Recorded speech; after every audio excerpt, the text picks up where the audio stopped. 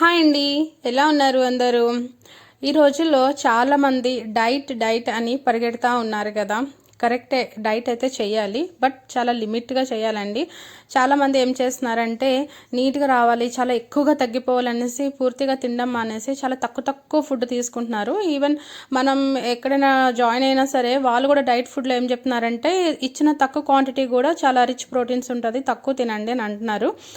నేను కాదని చెప్పను, మరీ ఓవర్ వెయిట్ ఉన్నోళ్ళంటే తగ్గాలండి కంపల్సరీగా, లేకుండే వాళ్ళకి హెల్త్ ఇష్యూస్ అనేవి చాలా వస్తాయి. బట్ నార్మల్గా ఉండే వాళ్ళు కూడా ఇంకా స్లిమ్ అయిపోలే అనేసి డైట్ని ఫాలో అయిపోతూ ఉంటారండి. ఆ ఎఫెక్ట్ మనకి ఇప్పుడు తెలియదు, ఆఫ్టర్ 40 ఇయర్స్ మనకు అయితే ఆ ఎఫెక్ట్ తెలుస్తుందండి.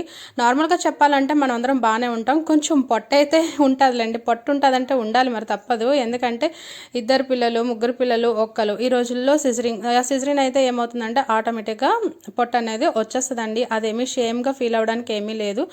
సో నేను అనేది ఏంటంటే జస్ట్ నాకు తెలిసిన నాలెడ్జ్ మీకు చెప్తున్నానండి. అనవసరంగా డైట్ అని చెప్పేసి ఫుడ్ ఎక్కువగా తీసుకోపోతే మనకి అది హెల్త్ ఇష్యూస్ అనేది చాలా వస్తుందండి. ఈ రోజుల్లో ఒక్కసారి హెల్త్ పాడైతే చాలు, మళ్ళీ రికవర్ అస్సలు అవ్వలేకపోతున్నామండి. చిన్న వయసులోనే బీపీలు షుగర్లు ఏవేవో వచ్చేస్తున్నాయి. తినమన్నారు కదా అనేసి ఊరిక ఉక్కురు బుక్కురు తినడం కాదు, టైంకి కొద్ది మాత్రకైనా సరే టైంకి కడుపు నిండా తింటే చాలండి, ఎక్కువగా కాకుండా.